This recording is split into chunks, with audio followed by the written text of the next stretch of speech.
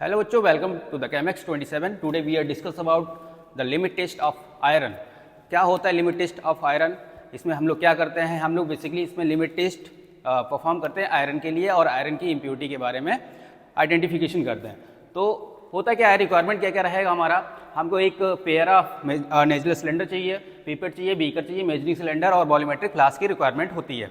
और केमिकल क्या क्या हमको यहाँ पे रिक्वायर्ड होंगे, ferric ammonium sulphate, थायोग्लाइकोलिक acid, ammonium solution और 0.1 नॉर्मल H2SO4, साथ ही साथ हमारा सिट्रिक एसिड सॉल्यूशन हमको चाहिए होता है। 20% वेट बाई वॉल्यूम बनाएंगे जो कि हमारा आयरन फ्री होना चाहिए। और इसका सिंपल सा रिएक्शन है यहाँ पे, जो हमारा आयरन होता है, आयरन यानी फेरिक आयरन जो होगा वो कन्वर्ट होगा तुम्हारा फेरस आयरन में। यानी कुल मिला के यहाँ पे क्या हो रहा है, यहाँ पे हमारी एक रिडक्शन रिएक्शन हो रही है और ये जो हमारा थायोग्लाइकोलिक एसिड यूज हो रहा है ये एक as a reducing agent use होता है, जो हमारा आयरन को कन्वर्ट करता है किसमें, फेरिक आयरन को कन्वर्ट करता है फेरस आयरन में, और पूरा कंपाउंड हमको बना के देगा फेरस थायोग्लाइकोलेट। इस तरीके का कुछ हमको कंपाउंड बना के देगा। ठीक है, क्लियर? यानी कुल मिला के हमारा यहाँ पे आयरन का रिडक्शन हो रहा है। जो हमारा आयरन पहले Fe3 पॉजिटिव था वो अब कन्वर्ट हो जाएगा Fe2 पॉजिटिव में। यानी इसने क्या किया, कुल मिला के रिडक्शन में होता है क्या है कि गेन ऑफ इलेक्ट्रॉन, यानी ये क्या करेगा, अब इलेक्ट्रॉन्स को गेन करेगा और कन्वर्ट हो जाएगा Fe3 पॉजिटिव यानी फेरिक आयरन से फेरस आयरन में। ठीक है, क्लियर है? और यहाँ पे मैं एक एक करके सारे केमिकल के बारे में बता देता हूँ कि रिक्वायरमेंट क्यों होती है हमको। जैसे कि जो हमारा फेरिक अमोनियम सल्फेट है, ये तो सिंपल सा है, हमारा एज अ स्टैंडर्ड यूज होता है। तो हम लोग जो हमारा आयरन स्टैंडर्ड सोल्यूशन यूज करने जा रहे हैं वो हमारा फेरिक अमोनियम सल्फेट है। उसके बाद हम लोग यहाँ पे थायोग्लाइकोलिक एसिड यूज करेंगे। ये हमारा as a reducing agent use होता है, जो क्या करेगा, जो हमारे आयरन का फेरिक आयरन का रिडक्शन करवाएगा और उसको कन्वर्ट करेगा किसमें, फेरस आयरन में। ठीक है, और पूरा कंपाउंड बन के जो आएगा वो हमारा फेरस थायोग्लाइकोलेट बन के आएगा, और साथ ही साथ हमारा यहाँ पे रिडक्शन हो जाएगा टू H+ आयन का। अब दूसरा हमारे पास अमोनिया सॉल्यूशन है। अमोनिया सॉल्यूशन बेसिकली हमारा क्या करता है, अमोनिया सॉल्यूशन हमारा यूज होता है यहाँ पे, ये क्या करेगा, हमको एक शार्प कलर प्रोवाइड करेगा जिससे कि हमको पता चलेगा यहाँ पे हमारे आयरन की इम्प्योरिटी प्रेजेंट है कि नहीं। क्योंकि हमारे जो थायोग्लाइकोलिक और फेरिक का कॉम्बिनेशन जो बनेगा फेरस थायोग्लाइकोलेट, ये क्या होता है यहाँ पे, इसका हमको पता कैसे चलेगा ये फॉर्मेशन हुआ कि नहीं हुआ, क्योंकि ये जो हमारा कंपाउंड बनेगा ये एल्कलीन सॉल्यूशन में अपना पर्पल कलर शो करेगा। तो जैसे ही हम लोग एडिशन कराएंगे अमोनिया के इस सॉल्यूशन में, तो वो हमको क्या देगा, पर्पल कलर का एक हमको एंड पॉइंट देगा, जिससे हमको पता चलेगा यार हमारा यहाँ पे आयरन प्रेजेंट है कि नहीं प्रेजेंट है। उसके बाद हम लोग यहाँ पे 0.1 नॉर्मल H2SO4 की बात करेंगे। डाइल्यूट H2SO4 भी यूज कर सकते हैं, जो हम परसेंटेज में बना सकते हैं, लेकिन बेसिकली हम लोग यहाँ पे यूज कर रहे हैं 0.1 नॉर्मल H2SO4 सॉल्यूशन। ये सॉल्यूशन हमारा यूज हो रहा है किसके लिए, ये हमारा क्या करेगा, जो हमारा फेरस होगा ना, ये फेरस को फेरस हाइड्रोक्साइड में उसका प्रेसिपिटेट नहीं बनने देगा। अगर हमारा जो फेरस है वो कन्वर्ट हो जाएगा तो हमारा प्रेसिपिटेट में यानी इनसॉल्युबल कंपाउंड में, तो हमारा रिजल्ट प्रॉपर नहीं आएगा। तो उसके बाद हम लोग सिट्रिक एसिड का यूज करेंगे यहाँ पे। ये हमारा आयरन फ्री होना चाहिए citric acid. Is that clear? Okay. और ये हमारी रिएक्शन आपको सिंपल सी यहाँ पे समझ आ रही है। हमने क्या किया, इसका रिडक्शन करवाया और ये हमारा as a reducing agent use हो रहा है, और यहाँ पे हमको ये फेरस थायोग्लाइकोलेट बना के दे रहा है। ठीक है, और यहाँ पे सिंपल सा प्रोसीजर है, टेस्ट सॉल्यूशन बनाना है हमको, एक स्टैंडर्ड सॉल्यूशन बनाना है। कुल मिला के पेयर ऑफ हमें नेजुलर सिलेंडर यूज करना है। एक में हम लोग टेस्ट सॉल्यूशन यूज करेंगे, एक में हम लोग स्टैंडर्ड का यूज करेंगे। प्रोसीजर सिंपल है, कैसे करना है, सबसे पहले हम लोग क्या करेंगे, dissolve specific quantity of given sample in 20 ml of water. यानी जो हमने सैंपल लेना है जिसमें हमें आयरन की इम्प्योरिटी के बारे में पता करना है, तो हम क्या करेंगे, उसका अमाउंट लेके 20 ml वाटर में डिजॉल्व कर देंगे। सेकेंड पॉइंट में क्या करेंगे हम लोग, add 2 ml of 20% weight by volume citric acid. हमें क्या करना है, यहाँ पे 2 ml 20% वेट बाई वॉल्यूम का सिट्रिक एसिड का सॉल्यूशन एडिशन करवाना है अपने सैंपल सॉल्यूशन में। उसके बाद add 0.1 ml थायोग्लाइकोलिक acid and mix well. अब हम क्या करेंगे, यहाँ पे जो हमारा थायोग्लाइकोलिक एसिड होगा उसका एडिशन करवा देंगे इस हम अपने टोटल सॉल्यूशन में जो हम लोग नेजुलर सिलेंडर में लिया है, उसमें 0.1 ml ऐड कराएंगे थायोग्लाइकोलिक एसिड, और उसको अच्छे से क्या करेंगे, ग्लास रॉड से मिक्स कर देंगे। देन हमें क्या करना है, उसकी वॉल्यूम उसमें क्या करेंगे, उसको हमें एल्कलाइन बनाना है। एल्कलाइन मैंने अभी बताया, इसमें हम जैसे ही अमोनिया ऐड करेंगे ना, यहाँ पे ऐड होगा हमारा अमोनिया सॉल्यूशन। अमोनिया सॉल्यूशन ये क्या करेगा, ये हमको हमको एक कलर प्रोवाइड करेगा, क्योंकि जो हमारा फेरस ग्लाइकोलेट है ये हमारा एल्कलाइन सॉल्यूशन में हमको कैसा कलर देगा, पर्पल कलर। जब तक हम इसका एडिशन नहीं कराएंगे तब तक हमारा हमको कलर देखने को नहीं मिलेगा। देन हमको क्या करना है, उसको अल्कलाइन करना है विद अमोनिया सॉल्यूशन एंड उसकी वॉल्यूम को अब क्या कर देना है, हमको पूरा वाटर के साथ में 50 ml तक मेक कर देना है अपने जो नेचुरल सिलेंडर होगा उसकी वॉल्यूम को। ये पहला हमारा सॉल्यूशन तैयार, टेस्ट सॉल्यूशन हो जाएगा हमारा तैयार। देन हमको बनाना है एक स्टैंडर्ड सॉल्यूशन जिससे हम लोग करने जा रहे हैं उसका कंपैरिजन। इसका कंपैरिजन करने के लिए हम लोग क्या करेंगे, dissolve 2 ml standard iron solution. ठीक है, स्टैंडर्ड आयरन सॉल्यूशन जो हमने बना रखा होगा किसको, जो हमारा फेरिक अमोनियम सल्फेट है, और इसको हम डिजॉल्व किसमें करते हैं, 0.1 नॉर्मल H2SO4 जो कि हम लोग 10 ml लेंगे उसमें हम लोग उसको डिजॉल्व करते हैं। जैसे कि मैंने बताया आपको H2SO4 का रोल क्या होता है फेरिक अमोनियम सल्फेट के सॉल्यूशन बनाने में।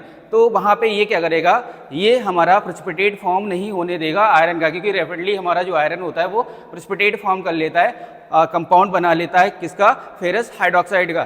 तो वो ये क्या करेगा, उसको अवॉइड करने में हेल्प करेगा, उसको प्रोटेक्ट करेगा, जो हमारा आयरन है वो हमारा प्रेसिपिटेट में कन्वर्ट ना हो। ठीक है, उसके बाद हम क्या करेंगे, add 2 ml wait by volume, वही सेम प्रोसीजर हमारा 20% सिट्रिक एसिड सॉल्यूशन ऐड करना है। फिर हमें क्या करना है, 0.1 ml थायोग्लाइकोलिक एसिड ऐड करना है, एक्सपेल करना है। उसके बाद क्या करेंगे, हम उसको अल्कलाइन करेंगे और उसकी जो वॉल्यूम को है 50 ml तक पूरा मेक कर लेंगे। देन इनको क्या करेंगे, हम लोग 5 मिनट के लिए सेटल डाउन होने के लिए छोड़ देंगे। ठीक है, और इससे ज़्यादा भी टाइम हमको नहीं देना है 5 मिनट से, क्योंकि फिर क्या होगा यहाँ पे इसका रैपिडली क्या हो जाता है, ऑक्सीडेशन हो जाता है। ऑक्सीडेशन अगर हो जाएगा हमारा जो आयरन है, फिर क्या होगा, वो उसका जो कलर होगा वो डिसअपेयर हो जाएगा, जिससे हमें उसका शार्प एंड पॉइंट या शार्प हमको इम्प्योरिटी जो लिमिट है उसके बारे में डिटेक्शन नहीं हो पाएगा। ठीक है, इज दैट क्लियर। अभी हम लोग बात करेंगे, जैसे कि यहाँ पे हम लोग बात कर रहे हैं जो हमारा फेरिक अमोनिया सल्फेट है, इसका सॉल्यूशन हम लोग कैसे प्रिपेयर करेंगे standard.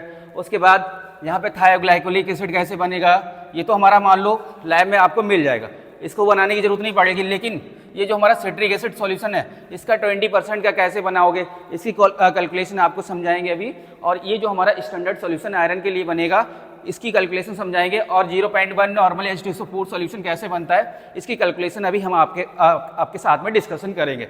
Is that clear, okay, ठीक है। नेक्स्ट अब हम लोग चलेंगे सॉल्यूशन बनाएंगे जिसमें हमारा रिक्वायरमेंट होता है फेरिक अमोनियम सल्फेट का। फेरिक अमोनियम सल्फेट बेसिकली हमको रिक्वायरमेंट होता है, कितना अमाउंट चाहिए होता है, 0.1728। ये हमको रिक्वायरमेंट होती है किसकी, फेरिक अमोनियम सल्फेट की। और इसको हम लोग क्या करते हैं, डिजॉल्व करते हैं किसमें, 0.1 नॉर्मल H2SO4 सॉल्यूशन में। ठीक है, कितना लेते हैं हम लोग, 10 ml। इसको हम डिजॉल्व करते हैं 0.1 नॉर्मल H2SO4 सॉल्यूशन में। तो इसके पीछे का फंडा क्या है, इतना ही अमाउंट हम लोग क्यों लेते हैं, क्योंकि ये हमारा आईपी के अकॉर्डिंग दिया होता है स्टैंडर्ड वैल्यू, तो इसी अमाउंट को हम लोग लेते हैं। लेकिन इसको हम लोग कैलकुलेट कैसे करेंगे, इसका कैलकुलेशन का फार्मूला क्या है, उसके लिए हमें क्या करना पड़ेगा, इसका फ्रैक्शन निकालना पड़ेगा। फ्रैक्शन निकालना पड़ेगा, उसके लिए क्या फार्मूला होता है, क्लियर करते हैं हम लोग ये अमाउंट कहाँ से आया। तो सबसे पहले हम लोग क्या करेंगे, जो हमारा आयरन होता है, आयरन का जो पूरा फार्मूला देख लेते हैं पहले। तो हम लोग फेरिक अमोनियम सल्फेट का, ferric ammonium sulphate NH4 Fe and SO4 का होल ट्वाइस इंटू 12H2O, ये होता है हमारा फार्मूला किसका, फेरिक अमोनियम सल्फेट का। इसमें हम लोग क्या करेंगे, जो हमारा आयरन है, आयरन का सबसे पहले हम लोग निकालेंगे मॉलिक्यूलर वेट। आयरन का मॉलिक्यूलर वेट कितना होता है, आयरन मॉलिक्यूलर वेट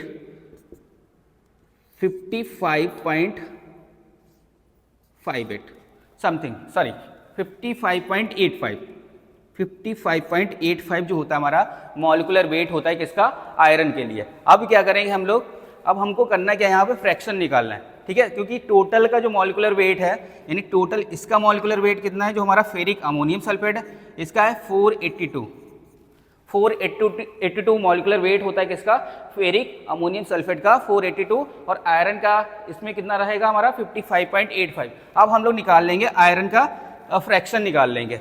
यहाँ पे क्या होगा, FAS यानी ferric ammonium sulphate iron fraction in ferric ammonium sulphate. तो क्या निकलेगा फार्मूला, आयरन का कितना है 55 0.85 divided by 482 equal to total कितना बन के आएगा बच्चों, कैलकुलेट करना है इसको। अगर हम कैलकुलेट करने जाएंगे तो हमारा टोटल निकल के आएगा ये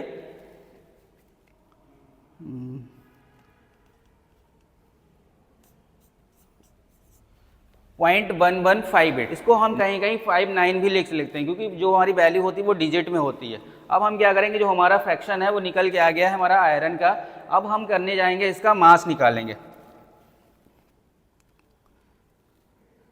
रिक्वायरमेंट ऑफ वॉल्यूम, यानी कुल मिला के अब हमें कितनी वॉल्यूम की यहाँ पे रिक्वायरमेंट है। तो वॉल्यूम की रिक्वायरमेंट कैसे निकालेंगे, वॉल्यूम की रिक्वायरमेंट निकालने के लिए हम लोग फार्मूला लगाएंगे। यानी हमको चाहिए क्या, 1 ml में रिक्वायरमेंट है हमें 0.02 mg की। ठीक है, हमें रिक्वायरमेंट क्या है, 1 ml में 0.02 mg की रिक्वायरमेंट है। अब हम क्या करेंगे यहाँ पे, अब हमें चाहिए क्या, हमको बनाना है 1000 में। तो 1000 में क्या करेंगे, हम मल्टीप्लाई कर देंगे 0.02 mg की। अब जब हम इसकी मल्टीप्लाई करेंगे तो हमारा कितना निकल के आएगा, 20 mg। अगले स्टेप पे अब रिक्वायरमेंट होगी। अब इतना क्लियर है, क्लियर है बच्चों, क्लियर करेंगे।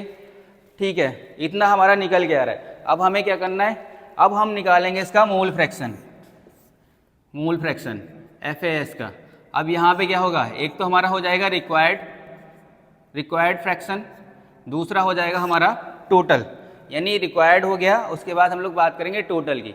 यानी रिक्वायर्ड कितना है हमारा 20 अपॉन, और हमारा निकल के क्या आया, टोटल कितना था 0.1158। जब इसको कैलकुलेट करेंगे तो हमारा निकल के आएगा 0.1728, 1726 आता है नियर अबाउट। हम इसको लेते हैं 0.1728 के आसपास। ठीक है, क्लियर है।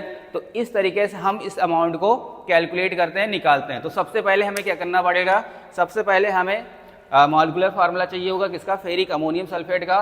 फिर फेरिक अमोनियम सल्फेट में हमें आयरन का मॉलिक्यूलर वेट देखना है कितना है। फिर हम दोनों के बीच का निकाल लेंगे फ्रैक्शन यानी हमने निकाला आयरन का फ्रैक्शन डिवाइडेड बाय टोटल जो उसका मॉलिक्यूलर वेट है, उससे हम क्या करेंगे, इसको डिवाइड करेंगे तो 0.1158 आएगा। देन हमें क्या करना है, यहाँ पे रिक्वायरमेंट ऑफ वॉल्यूम हमको कितना रिक्वायरमेंट है, 1 ml हमको 0.02 mg की रिक्वायरमेंट है। इस तरीके से हमको इसको बनाना है। तो हम क्या करेंगे, हमें 1000 में बनाना है, तो 1000 से हम क्या करेंगे, इसको हम मल्टीप्लाई कर देंगे, जो हमारी mg वॉल्यूम आई है इसको मल्टीप्लाई करेंगे। देन हमारा क्या होगा, 20 mg निकल के आएगा।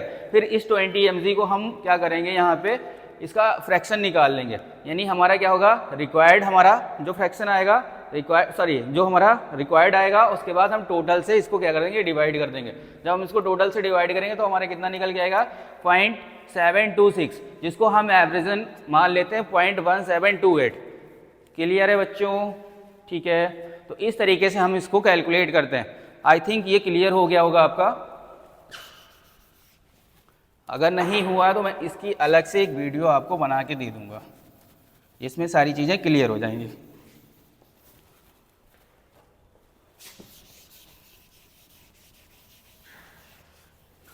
चलो अब बात करेंगे हम लोग किसकी, जो हमारा 0.1 नॉर्मल H2SO4 सॉल्यूशन है और सिट्रिक एसिड 20% का सॉल्यूशन है। सिंपल सा है यार, सिट्रिक एसिड का 20% सॉल्यूशन बनाना है, वेट बाय वॉल्यूम बनाना है। तो क्या करोगे, फार्मूला लगा दो वेट बाय वॉल्यूम का। फार्मूला क्या हो जाएगा, सिट्रिक एसिड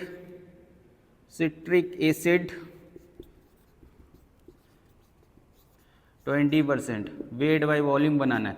तो सिंपल सा है, क्या करोगे, percentage equal to weight by volume into 100 कर देना है। ठीक है, अब हमको रिक्वायरमेंट डिपेंड करेगा कि हमको कितने में बनाना है उसको। तो सिंपल सा है, हमारे पास 20% बनाना है, 20 रख दिया मैंने, इक्वल टू वेट हमको नहीं पता है, इसको हमें फाइंड करना है। वॉल्यूम यार हमारी जो रिक्वायरमेंट है, हमको मान लो 100 ml में बनाना है, और इनटू क्या कर देंगे हम लोग, इसको 100 है, ये क्या होगा, परसेंटेज हमारा 100 में रहेगा और 100 ml वॉल्यूम हमको रिक्वायरमेंट है, मैंने रख दिया। अब क्या होगा, जो हमारा वेट निकल आएगा वो कितना होगा, 20 ग्राम। यानी 20 ग्राम हमारा वेट होगा जिसको हम डिजोल्व कर देंगे किसमें 100 ml ऑफ सॉल्वेंट में, और हमारा क्या बन जाएगा 20% का सॉल्यूशन तैयार हो जाएगा। तो सिट्रिक एसिड का सॉल्यूशन बहुत आसान था, बहुत आसानी से बन गया। अब हम बात करेंगे किसकी, जो हमारा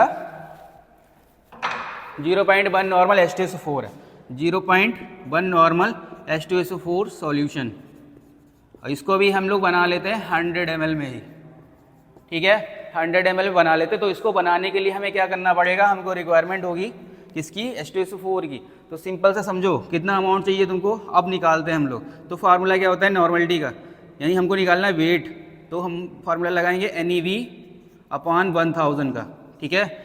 हमको वेट निकालना है, हमारे पास नॉर्मलिटी दी हुई है, हम क्या करेंगे यहाँ पे नॉर्मलिटी 0.1 रख देंगे।